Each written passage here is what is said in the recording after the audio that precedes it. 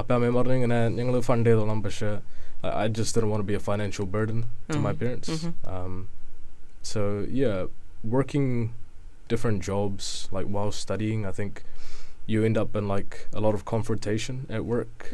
You know, you have like rude customers or like the not so ideal colleague that you have to work with. So you end up developing these soft skills that you can later use in wherever you go. But yeah, I didn't really believe it until I finished training, went to university, and then still kept getting paid. Yeah. എങ്ങനെയായിരുന്നു സ്റ്റീവന്റെ credits? എൻ്റെ credits merit ആയിരുന്നു. Like I'm not that smart. Like I'm just like I try to be all around. Yeah, I don't really like studying that much. പക്ഷെ ഭയങ്കര scholarship amount ആണല്ലോ കിട്ടിയിരിക്കുന്നത്. Scholarship amount ഭയങ്കര big ആണ്. And that's also part of the motivation that helps me to, you know, try hard in university. It's, you know, it's the 4th year and I'm like pretty tired of studying so much, but I'm almost there, so yeah. അമ്മ പറയണ ഒരു മെമ്മറിയാണ്, എനിക്കിത് ഓർമ്മയില്ല, പക്ഷെ ആകാശത്ത് പോണ plain എങ്ങനെ താഴത്തേക്ക് വീഴ്ത്തണേന്ന് ആയിരുന്നു എൻ്റെ ഐഡിയ. എപ്പോഴും അതായിരുന്നു എപ്പോഴും ചിന്തിച്ചുകൊണ്ടിരുന്നത്. From that it transitioned to ambulance driver to firefighter, and then I got a general gist of engineering in the Navy or in the military. Yeah, and then from that I just researched more and saw what opportunities there were, and it was just the two. It was either marine engineering officer or weapon engineering officer.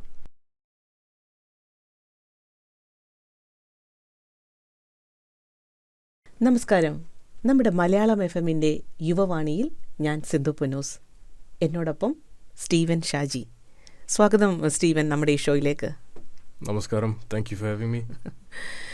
Steven, നമ്മൾ പറയാറുണ്ട് കുട്ടിക്കാലത്ത് നമ്മൾക്കൊക്കെ, പ്രത്യേകിച്ച് ആൺകുട്ടികളാകുമ്പം car, bike ഇതിനോടൊക്കെ ഭയങ്കര താല്പര്യമാണ്.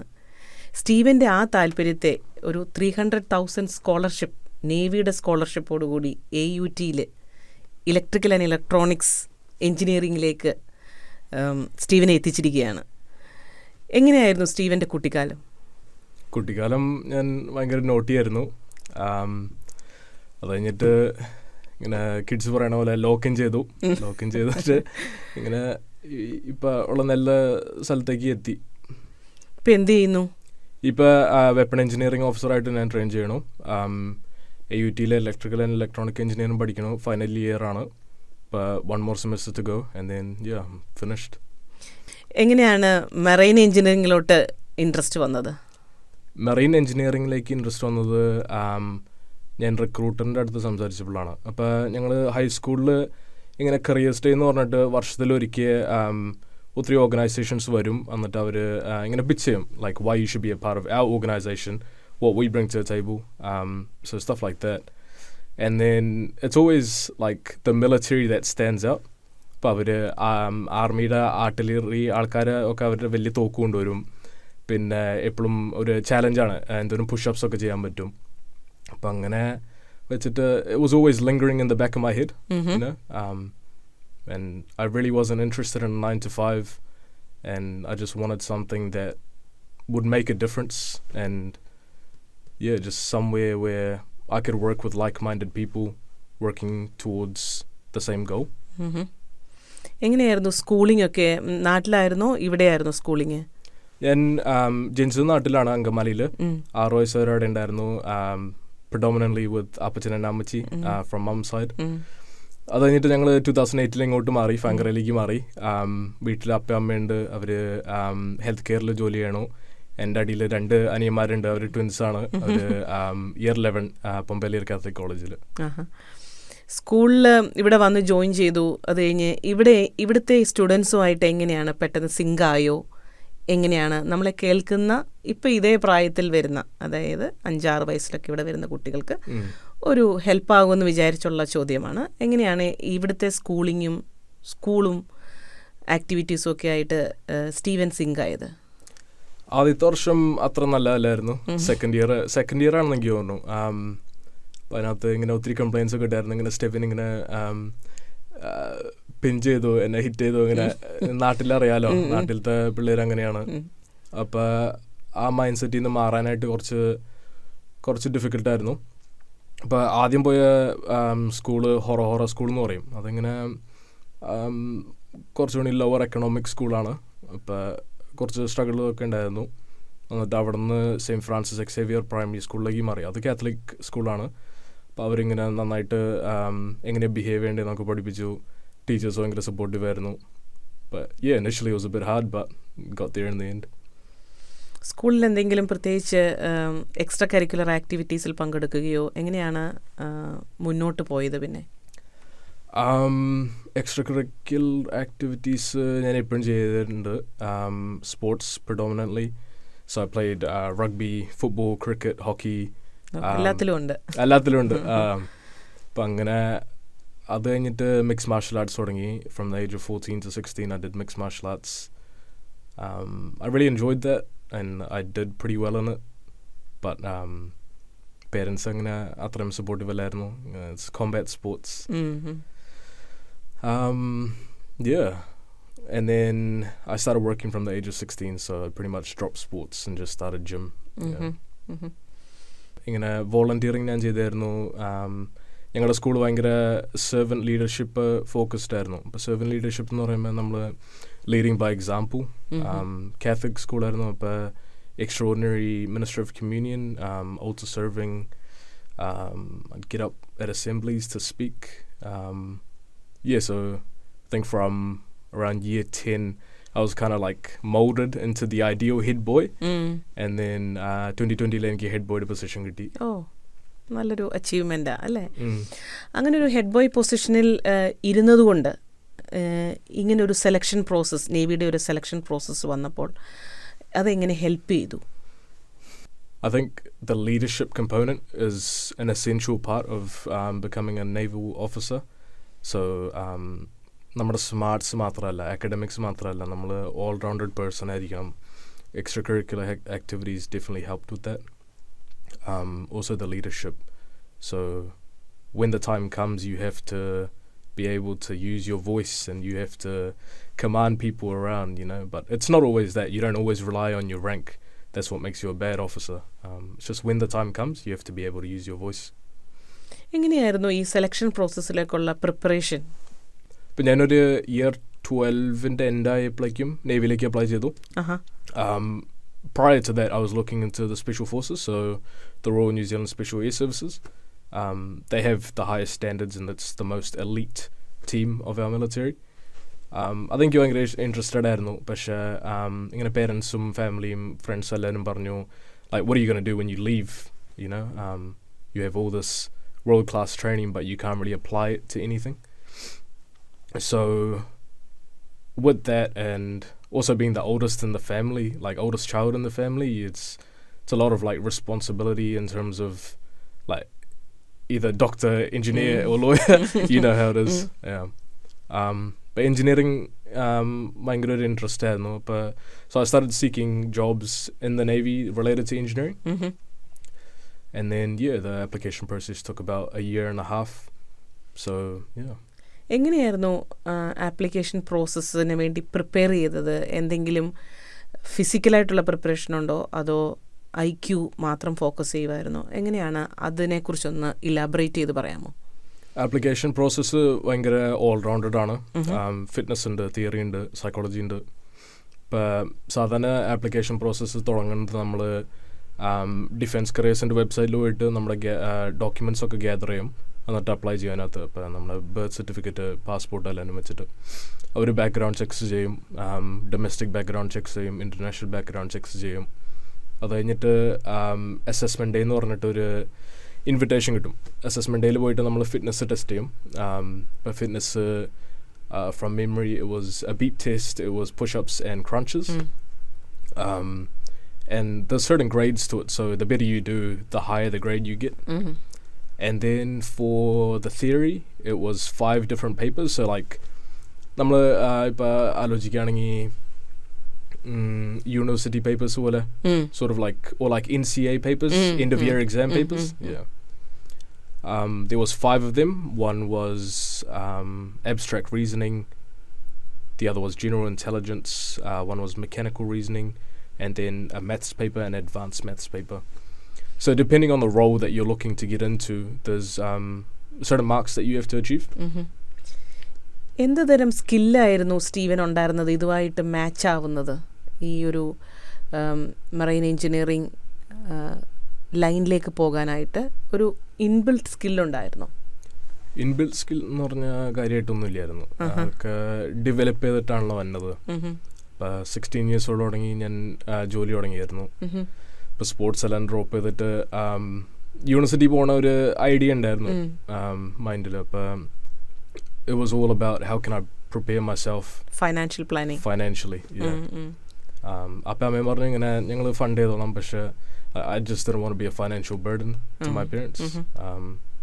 So yeah, working different jobs like while studying, I think you end up in like a lot of confrontation at work.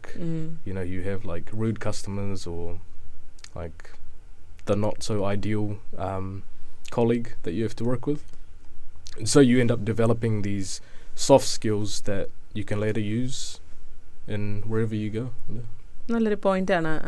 യങ്സ്റ്റേഴ്സിന് നമ്മൾ സ്റ്റഡീസിനോടൊപ്പം തന്നെ part time job ചെയ്യുമ്പോൾ നമുക്ക് കുറച്ചും കൂടെ ഒരു കസ്റ്റമർ ഫേസിങ് കാര്യങ്ങളൊക്കെ കുറച്ചും കൂടെ മനസ്സിലാക്കാനായിട്ട് പറ്റും. നല്ലൊരു പോയിൻ്റാണ്. എങ്ങനെയാണ് ഈ സ്കോളർഷിപ്പിലേക്ക് സ്റ്റീവനെ എത്തിച്ചത്? ഇപ്പോൾ സ്കോളർഷിപ്പിനെ പറ്റി ഞാൻ ഇൻവെസ്റ്റിഗേറ്റ് ചെയ്തപ്പോൾ ഇത് വലിയൊരു കാര്യമായിരുന്നു. എനിക്ക് അധികം മനസ്സിലായില്ല. ഇങ്ങനെ റിക്രൂട്ടേഴ്സ് ഹെൽപ്ഫുള്ളായിരുന്നു, പക്ഷേ like they wouldn't really say anything explicitly because it all depends on you getting in and passing training as well. But yeah, I didn't really believe it until I finished training, went to university and then still kept getting paid. Yeah. Steven ഇപ്പോൾ പറയുമായിരുന്നു financial പ്ലാനിങ്ങിന് വേണ്ടി part time ജോബുകൾ ചെയ്തിട്ടുണ്ട്. വളരെ നല്ല കാര്യമാണ്. പക്ഷേ അതിനോടൊപ്പം തന്നെ ഈ ഒരു സ്കോളർഷിപ്പ് കിട്ടിയത് എനിക്ക് തോന്നുന്നു നല്ലൊരു അച്ചീവ്മെൻ്റ് ആയിരുന്നു. ഒരു ബേർഡൻ കുറച്ച് തന്നു. എങ്ങനെയാണ് ഈ സ്കോളർഷിപ്പ് സ്വന്തമാക്കിയത്? ഇപ്പോൾ ഈ സ്കോളർഷിപ്പ് കിട്ടാനായിട്ട് സാധാരണ സ്റ്റെപ്സ് എടുക്കും. നേവിൽ ജോയിൻ ചെയ്യാനായിട്ടുള്ള സ്റ്റെപ്സ് എടുക്കും. അത് കഴിഞ്ഞിട്ട് കുറച്ചുകൂടി സ്റ്റെപ്സ് ഉണ്ട്. അപ്പോൾ NCA level 3-നകത്ത് 18 credits for maths and physics is the bare minimum requirement. So the better it is. So if you have merit or excellence credits, you stand out a little bit more. അപ്പം അതും പിന്നെ എങ്ങനെയായിരുന്നു സ്റ്റീവൻ്റെ credits? എൻ്റെ credits merit ആയിരുന്നു. Like I'm not that smart. Like I'm just like I try to be all around. Yeah, I don't really like studying that much. പക്ഷെ ഭയങ്കര scholarship amount ആണല്ലോ കിട്ടിയിരിക്കുന്നത്. സ്കോളർഷിപ്പ് എമൗണ്ട് ഭയങ്കര ബിഗ് ആണ്. And that's also part of the motivation that helps me to, you know, try hard in university. It's, you know, it's the 4th year and I'm like pretty tired of studying so much, but I'm almost there, so yeah. യൂണിവേഴ്സിറ്റിയിൽ ഏറ്റവും interesting ആയിട്ട് ചെയ്യുന്ന കാര്യങ്ങൾ എന്തൊക്കെയാണ്? Projects ആണോ? Projects ആണ്. അപ്പോൾ projects second year തുടങ്ങി ഒത്തിരി പ്രോജക്ട്സ് ഉണ്ട്. ഇപ്പം ഞാൻ റോബോട്ടിക്സ് പ്രോജക്ട്സ് 2-3 ചെയ്തിട്ടുണ്ട്. ഇപ്പം ചെയ്യുന്നത് ഫൈനൽ ഇയർ ഇൻഡസ്ട്രിയൽ പ്രോജക്റ്റാണ്. It's called capstone project. എന്താണ് ഈ ഇൻഡസ്ട്രിയൽ പ്രോജക്റ്റ് എന്ന് ഞങ്ങൾക്കൊന്ന് മനസ്സിലാക്കി തരാമോ? Industrial project is a project where you do between industry and university. So it's more so heavily research based, but you're trying to do something that will help better impact the outside world. ഇപ്പം ചെയ്യുന്ന ആ പ്രോജക്റ്റിനെ കുറിച്ച് ഒന്ന് പറയാമോ? ഇപ്പോൾ ചെയ്യുന്ന project it's funded by Defence Science and Technology. They're a research and development organisation within NZDF. So they research new capabilities, and so the project that myself and my colleagues from the Navy and one Air Force student are working on is a 4.5 meter wingspan VTOL UAV, so vertical takeoff and landing. It's got vertical takeoff and landing. Yes. എന്താണ് അതുകൊണ്ട് ഉദ്ദേശിക്കുന്നത്? So vertical takeoff and landing is it takes off and lands using electric motors, and the actual in-flight forward propulsion is through a gas engine. അപ്പോൾ അത് lead ചെയ്യുന്നത് Steven ആണോ? Lead ചെയ്യണമെന്ന് പറയാൻ പറ്റില്ല. Like everyone has their different parts. എൻ്റെ part power systems ആണ്. അപ്പോൾ അങ്ങനെ തന്നെ വേറെ പാർട്സ് ഏവിയോണിക്സ് ഉണ്ട്, ഫോർഡ് പ്രൊപ്പൾഷൻ ഉണ്ട്, interface, avionics, forward propulsion, interface, and VTOL. Those are the 5 sections. അപ്പോൾ ഇത് ഡെവലപ്പ് ചെയ്യുന്നത് നേവിക്ക് വേണ്ടിയിട്ടാണ്. അതെ. ഓക്കെ. നേവിയിൽ ഇപ്പോൾ എന്ത് റോളാണ് സ്റ്റീവൻ ചെയ്തുകൊണ്ടിരിക്കുന്നത് അപ്പോൾ? So I'm studying to be a weapon engineering officer. So I initially joined as a marine engineering officer, and then after a few postings on ship, I realized that it wasn't really for me. Yeah. അങ്ങനെയാണ് weapon officer ഇതിലേക്ക് വരുന്നത്. അതെ. കുറച്ചും കൂടെ പുറകോട്ട് ചിന്തിച്ചാൽ എപ്പോഴാണ് ഈ ഒരു മറൈൻ എഞ്ചിനീയറിംഗ് ആണ് എൻ്റെ ലൈനെന്ന് ഒരു സ്പാർക്ക് കിട്ടിയത് സ്റ്റീവന്? അമ്മ പറയണ ഒരു മെമ്മറിയാണ്, എനിക്കിത് ഓർമ്മയില്ല. പക്ഷെ ആകാശത്ത് പോണ പ്ലെയിൻ എങ്ങനെ താഴത്തേക്ക് വീഴ്ത്തണേന്ന് ആയിരുന്നു എൻ്റെ ഐഡിയ എപ്പോഴും. അതായിരുന്നു എപ്പോഴും ചിന്തിച്ചുകൊണ്ടിരുന്നത്. From that it transitioned to ambulance driver to firefighter, and then I got a general gist of engineering in the Navy or in the military. Yeah, and then from that I just researched more and saw what opportunities there were, and it was just the two. It was either marine engineering officer or weapon engineering officer. ഫാമിലിയിൽ ആരെങ്കിലും ഈ ലൈനിൽ പോയിട്ടുണ്ടോ? ഫാമിലിനകത്ത് എൻ്റെ പപ്പ എൻ്റെ പ്രായം ഇപ്പം ഇങ്ങനെ മിലിറ്ററിയുടെ ട്രെയിനിങ് സെലക്ഷനും പോയായിരുന്നു. അവർ 500 പീപ്പിൾ എങ്ങാണ്ടുണ്ടായിരുന്നു. 5 ആപ്ലിക്കൻസിനെ മാത്രം അവർ എടുക്കുള്ളായിരുന്നു. പപ്പ ഭയങ്കര വെല്ലായിട്ട് ഫിസിക്കലിന് ചെയ്തു. തിയറി അത്ര അടിപൊളിയല്ലായിരുന്നു. I think that has something to do with like me wanting to go and like kind of try be better than him. അപ്പോൾ അപ്പയുടെ ഒരു നടക്കാതെ പോയ ഡ്രീമാണ് ഇപ്പം മകൻ സാധിച്ചു കൊടുക്കുന്നത്. അങ്ങനെ പറയാം.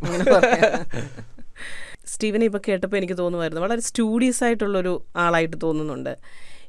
അതേസമയം ഇപ്പം നമ്മൾ മലയാളികൾ കുട്ടികൾ ഇവിടെ ന്യൂസിലൻഡ് പോലുള്ള ഓവർസീസ് കൺട്രികളിൽ പഠിക്കുമ്പോൾ വളരെയധികം ഡിസ്ട്രാക്ഷൻസ് ഉണ്ടാകാം നമുക്ക്. എങ്ങനെയാണ് സ്റ്റീവൻ ഫോക്കസ്ഡായിട്ട് സ്റ്റഡീസിനെ കണ്ടത്? ശരിക്കും പറഞ്ഞ സമയമില്ലായിരുന്നു ഡിസ്ട്രാക്ഷൻസിന്. അപ്പം എൻ്റെ ഹൈസ്കൂളിലുള്ള schedule Monday to Friday 5 AM wake up ചെയ്യും, ജിമ്മിൽ പോവും, പിന്നെ 7 AM തിരിച്ചു വരും, സ്കൂളിന് വേണ്ടിയിട്ട് പ്രിപ്പയർ ചെയ്യും. പിന്നെ ഒരു 9 to 3 സ്കൂളുണ്ടാവും. മൺഡേസും വെൻസ്ഡേസും മിക്സ് മാർഷൽ ആർട്സിന് പോവും. ട്യൂസ്ഡേസും സാറ്റർഡേസ് സ്പോർട്സ് ഉണ്ടാവും. തേഴ്സ്ഡേ മ്യൂസിക് ലെസണിന് പോവും. മ്യൂസിക് എൻ്റെ താല്പര്യമില്ലായിരുന്നു, അമ്മ ഇങ്ങനെ ഫോഴ്സ് ചെയ്തിട്ടിട്ടതാണ്.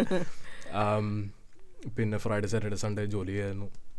ഫുള്ളി പാക്ഡ് ആയിരുന്നു. അപ്പോൾ വേറെ ഡിസ്ട്രാക്ഷൻസിനൊന്നും സമയം കിട്ടിയിരുന്നില്ല എന്നാണ് പറയുന്നത്. ഇല്ല, പക്ഷെ ഞാൻ like you try to live life without regrets, but I try be present in what I'm doing. If I'm with my friends, I try be present with them. If I'm with my family, I try be present with them. നല്ലൊരു പോയിൻ്റാണ് Steven പറഞ്ഞത്.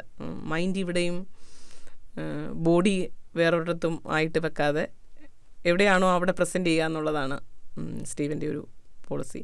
ഒരു 10th കഴിഞ്ഞ ഒരു കുട്ടിക്ക് എങ്ങനെയാണ് അവരുടെ ഒരു കരിയർ ബിൽഡ് ചെയ്യാനായിട്ട് ഒരു അഡ്വൈസ് കൊടുക്കാൻ പറ്റുന്നത്?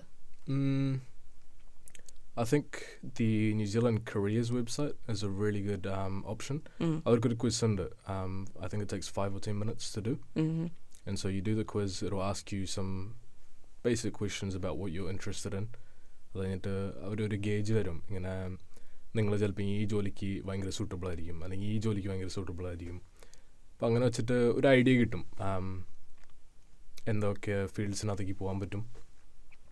അത് കഴിഞ്ഞിട്ട് മണി ഹബ് എന്ന് പറഞ്ഞൊരു സൈറ്റ് ഉണ്ട്. മണി ഹബിനകത്ത് സ്കോളർഷിപ്സ് കാണാൻ പറ്റും.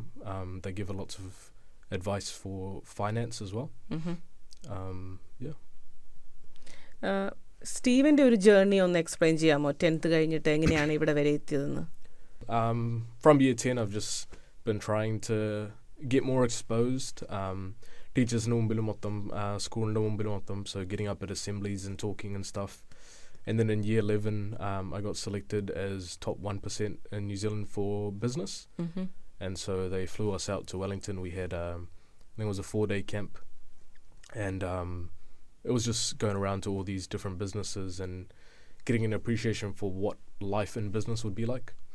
But അതിനകത്ത് നിന്ന് ഒരു $1,000 സ്കോളർഷിപ്പ് കിട്ടിയായിരുന്നു 2019 to study at Massey. പക്ഷേ മാസിൽ ജോയിൻ ചെയ്തില്ല. മാസിൽ ജോയിൻ ചെയ്തില്ല. എനിക്ക് ബിസിനസ് അത്രയും ഇൻട്രസ്റ്റഡ് അല്ലായിരുന്നു ഫോർ എ കരിയർ. പിന്നെ 2019 2 സ്കോളർഷിപ്സ് കിട്ടിയായിരുന്നു. AUT Significant Student Scholarship, so that was $6,500. And the Robert Nedkovich Trust, so that's for any Catholic student looking to study engineering, so that was about 7,500. Sadhana scholarships in the total value 20,000 below ആണെങ്കിൽ you can use them in conjunction. അപ്പോൾ part time ജോലി ചെയ്തിട്ട് സമ്പാദിച്ച കാശൊന്നും ഉപയോഗിക്കേണ്ടി വന്നില്ല, ഈ scholarship കൊണ്ടാണ് ഇപ്പോൾ പഠിക്കുന്നത്? അല്ല, ഞാൻ സ്കൂൾ കഴിഞ്ഞിട്ട് എൻ്റെ നേവിയിലേക്കുള്ള ആപ്ലിക്കേഷൻ കുറച്ച് ഡിലേഡ് ആയിരുന്നു. It takes anywhere from 1 to 2 years. Mine took 1.5 years. So instead of wasting time, I went straight to university, start of 2021. And yeah, I was just living off savings for that one semester. And then training started in July 2021. Yeah. ഈ 1.5 year selection process ഉണ്ടായിരുന്നെന്ന് പറഞ്ഞില്ലേ, അതിൻ്റെ steps ഒന്ന് പറയാമോ? Yeah, so the first step is just you gather your documents, apply online, they do all the background checks necessary, and then you're required to attend an assessment day, so it's called an A day. They'll test your fitness, your theory, and your psychology as well. So for fitness, it's a beat test, it's push-ups and crunches. For theory, it's 5 different papers. You do abstract reasoning, general intelligence, mechanical reasoning, maths, and advanced maths. And for psychology, it's a 500 question test. It's just like, you read the question, whatever answer comes to your head right away, you tick it. If you're taking too long, then they'll just cross out that question. Yeah.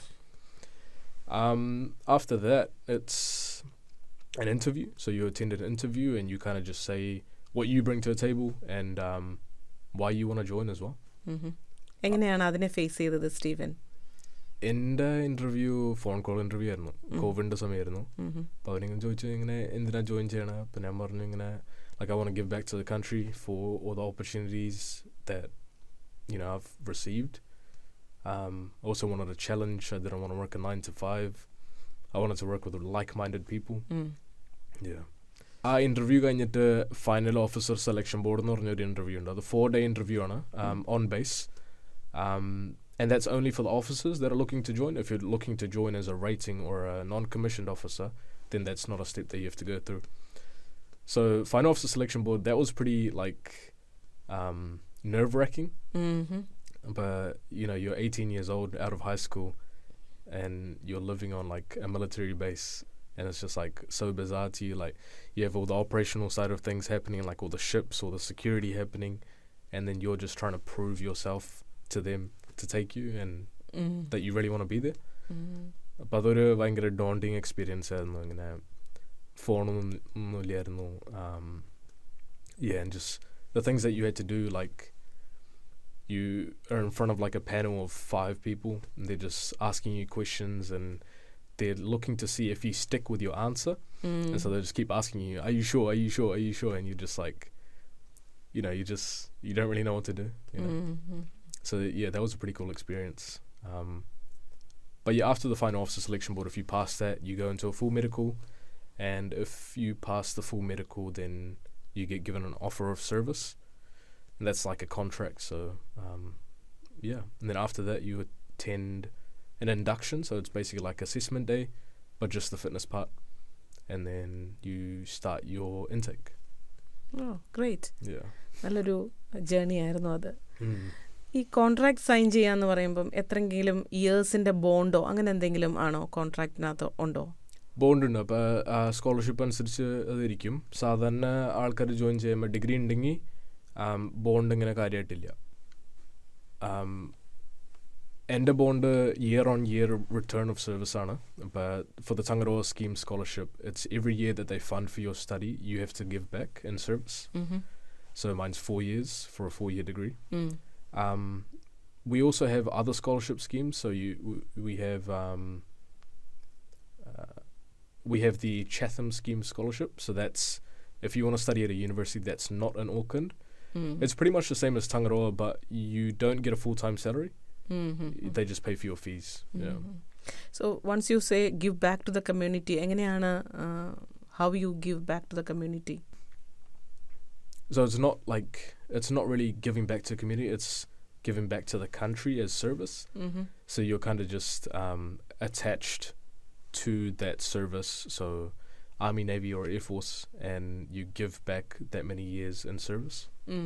You're still getting paid for it, but it's just you can't really leave until your return of service is over. Okay.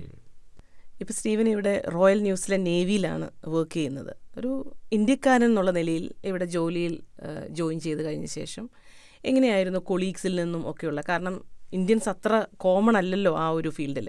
അപ്പോൾ എങ്ങനെയാണ്, എന്തെങ്കിലും limitations face ചെയ്തിട്ടുണ്ടോ? Limitations കാര്യമായിട്ടൊന്നുമില്ല. അവിടെ New Zealand ഭയങ്കര diverse കൺട്രിയാണ്.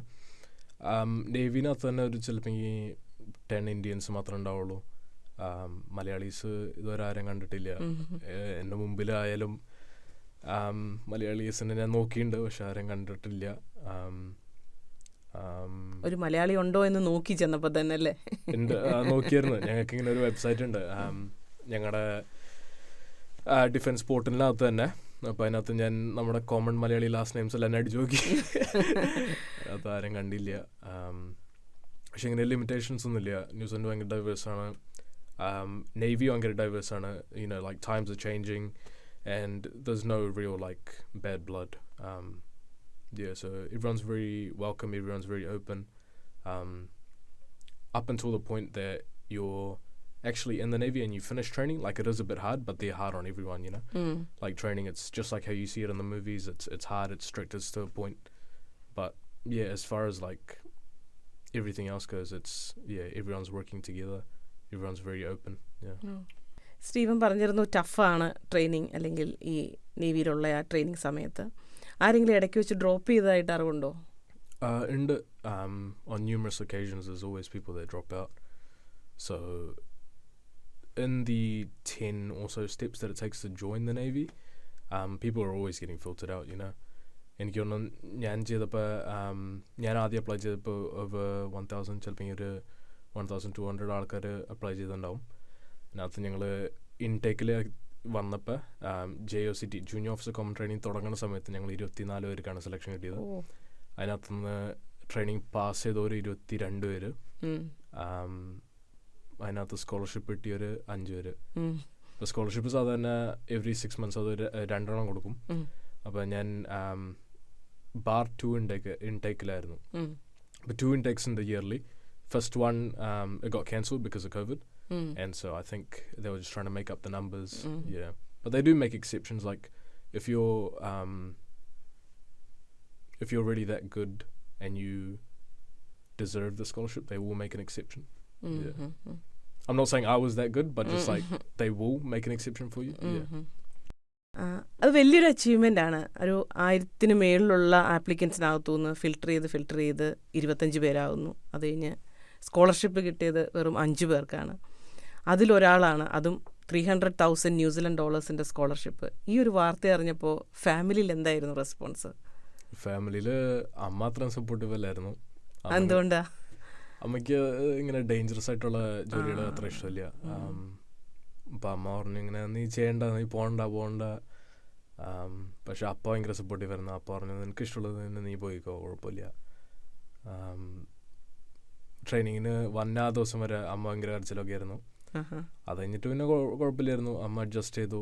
പക്ഷേ അടുത്ത വർഷം എന്ത് സംഭവിക്കുമെന്ന് അറിയില്ല. ഇപ്പോൾ ചിലപ്പോൾ 2 വർഷം ഓസ്ട്രേലിയക്ക് പോകും ജനുവരിയിൽ. അപ്പം അതിനെപ്പറ്റി അമ്മ ആലോചിച്ചിട്ടില്ല എന്ന് എനിക്ക് തോന്നുന്നു. എന്ത് പറഞ്ഞാണ് അമ്മയ്ക്ക് കോൺഫിഡൻസ് കൊടുക്കാറ്? അമ്മയുടെ അടുത്ത് പറയും ഇങ്ങനെ ന്യൂസിലൻഡ് ഭയങ്കര പീസ്ഫുൾ നേഷനാണ്, നമ്മൾ പീസ് കീപ്പിംഗ് ഓപ്പറേഷൻസിന് മാത്രം പോവുള്ളൂ, കൂടുതൽ ഭാരപ്പെട്ട പണികളൊന്നും ചെയ്യില്ലെന്ന് പറയും. നമ്മൾ കേൾക്കുന്ന കുട്ടികൾ, പ്രത്യേകിച്ച് ടീനേജേഴ്സിനോട് ഒരു പീസ് ഓഫ് അഡ്വൈസ് എന്താണ് കൊടുക്കാനുള്ളത്? കാരണം പലരും പഠിത്തത്തിൽ നിന്ന് ഡിസ്ട്രാക്റ്റഡ് ആവുന്നുണ്ട്. അങ്ങനെയുള്ള സ്റ്റുഡൻസിനോട് എന്താണ് സ്റ്റീവിൻ്റെ ഒരു എക്സ്പീരിയൻസ് എന്ന് പറയാനുള്ളത്? I think it's all about surrounding yourself with the right group of people. And it's also about taking every opportunity that comes your way. And it's also about like setting goals for yourself. Even if you achieve the goals that you already set, keep setting new ones. Don't just stop and say that you're satisfied. Just always have the drive to want more. നല്ലൊരു മെസ്സേജാണ് Steve പറയുന്നത്. Focus for the growth, പുതിയത് achieve ചെയ്യാനായിട്ട് ശ്രമിക്കുക. Steve ഇപ്പോൾ പറഞ്ഞിരുന്നു മദറിന് ഇത്തിരി വിഷമം ഉണ്ടായിരുന്നു സ്കോളർഷിപ്പ് കിട്ടിയിട്ടും ഈ ഒരു മേഖല ആയതുകൊണ്ട്. ഒരു പക്ഷേ വളരെ ഒരു ക്ലോസ് നിറ്റ് ഫാമിലി ആയതുകൊണ്ട് തന്നെ ഒരു മൂത്ത മകൻ ഡിഫൻസിലേക്ക് പോകുന്നു, എന്തായിരിക്കും എന്നുള്ളൊരു ആശങ്കയായിരിക്കാം ഒരു പരിധി വരെ.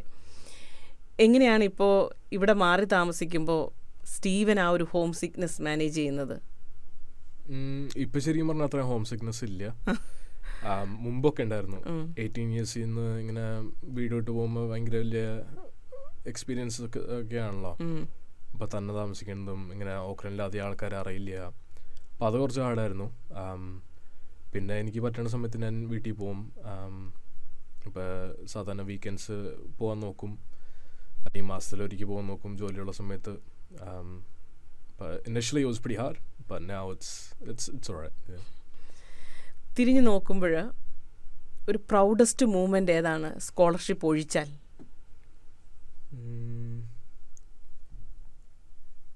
I think going from being the naughty kid to someone who didn't turn out half bad. Yeah. വളരെ ഒരു ഓണസ്റ്റ് ഉത്തരമായിരുന്നു. സ്റ്റീവൻ, ഈ ഫീൽഡിൽ എങ്ങനെയാണ് കരിയർ ഗ്രോത്ത്? നിങ്ങൾക്ക് നേവിയിൽ തന്നെ ഗ്രോത്ത് ഉണ്ടോ അതോ നിങ്ങൾക്ക് പുറത്തു പോകേണ്ടി വരുമോ? So yes, there's a lot of opportunity for growth, both within defence and if you choose to go private as well. So ഞങ്ങളുടെ marine engineering officers സാധാരണ super yachts പോയി വർക്ക് ചെയ്യും. Anything related to maritime or like offshore oil rigs. Yeah.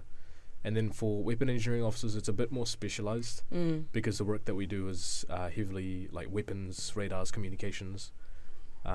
So yeah, most of it will be within the defense sector to a degree. But at the end of the day, you have a Bachelor of Engineering honours degree. And yeah, I think the sky's your limit. Whatever opportunities are out there, you either find it or they'll find you when the time is right. Yeah. അപ്പോൾ ഓരോ കേഡറാണെന്നാണ് ഞാൻ മനസ്സിലാക്കുന്നത്. ഓരോ cadre മുന്നോട്ട് പോകാനായിട്ട് again performance മാത്രമാണോ, exams ഉണ്ടോ? The military റാങ്കിനകത്ത് തന്നെ Navy specifically, first 3 ranks മൊത്തം time based ആണ്. But you start as a midshipman and then you get ensign after 2 years and then you get sub-lieutenant after 1 year usually, and then after 3 years you get lieutenant. But for us on Tangaroa scheme, you get midshipman and then you midshipman for 2 years and ensign for 2 years, and then you get sub-lieutenant after you finish your degree. And if you're doing a level 8 degree, so the 4-year degree, you're only sub-lieutenant for 18 months. Oh. And then you get lieutenant. Yeah. And then after that, it's all performance based. So they do like a big review board. They see if like what you've actually contributed is actually making a big difference. How you are as a person, your time and rank. Yeah. അപ്പോൾ ഞങ്ങൾ പുറത്തുനിന്ന് കാണുന്നവർക്ക് ഈ uniform ആണ് ഭയങ്കര ഒരു appealing ആണ്. അതുപോലെ തന്നെയാണോ അതിനകത്തുള്ള ഫെസിലിറ്റീസും ക്ലബിങ്ങും പബ് ഇതൊക്കെ ഉണ്ടോ? അടിപൊളിയാണോ ലൈഫ്? ലൈഫ് അടിപൊളിയാണ്. ലൈഫ് ജോലി എന്ന് പറയാൻ പറ്റില്ല. It's more so a lifestyle. But being at uni, I can experience both sides of it. I try to have a switch. ഒരു സ്വിച്ച് പോലെയാണ്. ജോലിക്ക് പോകുന്ന സമയത്ത് ഇങ്ങനെ ഭയങ്കര ജോലി, like job oriented, very to the point. Because most of the time I'm dealing with new junior officers coming through training. And so it's a completely different face, you know, like fully stern, to the point, you know. Not very fun for them. Not very fun for yourself when you're going through training.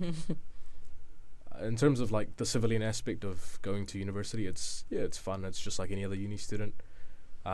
The Navy itself has like a lot of traditions, a lot of like mess dinners, cocktail parties. So yeah, it just depends on who you are. Like nothing's ever forced on you. It's all up to you what you want to do. മുന്നോട്ട് എന്താണ് ഭാവിയിലെ plans? Yeah, so in January I'll go to Australia. I'll be based there for an application course that'll be about 6 months, and then after that it's 18 months on ship. So it'll be either be in Australia or back here in New Zealand. പറയില്ല, ചിലപ്പോൾ ഈ exchange കിട്ടും. ഇപ്പോൾ ഓസ്ട്രേലിയയിലായിരിക്കും ഒരു up to 2 years. But yeah, I'll be looking to get my charge certificate, and then I can be the Deputy Weapon Engineering Officer on one of our warships. and then from there, it's all time-based. I'll be looking to study towards my charge qualification so I can be the head of department, so the weapon engineering officer, but that's a long time away. It's like 7 to 10 years away. Yeah. സ്റ്റീവിൻ്റെ കഥ കേട്ടിരിക്കുമ്പോൾ തോന്നുമായിരുന്നു ഒരു അങ്കമാലിക്കാരൻ ഇവിടെ ന്യൂസിലൻഡിൽ വന്ന് ഡിഫൻസിൽ അതും ഒരു qualified weapons officer ആകുകയും ഭാവിയിൽ ആ ഒരു സീനിയർ വെപ്പൺസ് ഓഫീസർ ലെവലിലേക്ക് എത്തുകയും ചെയ്യുന്ന ആ ഒരു സമയവും എത്ര സന്തോഷമുള്ളൊരു സമയമാണ് എന്ന് ഞങ്ങൾക്കിപ്പോൾ തോന്നുമായിരുന്നു. കേട്ടിരിക്കുന്ന ടീനേജേഴ്സ് സ്റ്റുഡൻസിനോട് ഒരു advice കൊടുക്കാനുണ്ടോ? Yeah, I think it's definitely surround yourself around the right people, because that's what I did wrong growing up. And also take every opportunity that you're given. Keep setting goals. Don't just achieve something and just be like, no, that's enough for me. Just keep striving for more. And also, I try to do this more now, but like, if I'm the smartest person in my friend group, something's wrong. You have to surround yourself with people that are smarter than you, you know. Like, you can't be the best at everything. Yeah. നല്ലൊരു മെസ്സേജാണ് ഇപ്പോൾ Steven പറഞ്ഞത്. Sky is the limit എന്ന് വെച്ചുകൊണ്ട് തന്നെ സ്റ്റീവനും ആ ഒരു രീതിയിലാണ്. കാരണം അല്ലെങ്കിൽ നാട്ടിൽ നിന്നെത്തി ഇത്രയും നല്ലൊരു പൊസിഷനിൽ സ്റ്റീവൻ എത്താൻ സാധിച്ചത് തന്നെ സ്റ്റീവൻ്റെ ആ ഒരു ദൃഢനിശ്ചയമാണെന്ന് എനിക്ക് തോന്നുന്നു. വളരെ സന്തോഷം ഇത്രയധികം സമയം മലയാളം FM ശ്രോതാക്കളോട് ജേർണി വളരെ പച്ചയായ രീതിയിൽ പറഞ്ഞതും അതും അത്യാവശ്യം നല്ല മലയാളത്തിൽ പറഞ്ഞതും വളരെ സന്തോഷം. Thank you for joining us. Thank you for having me.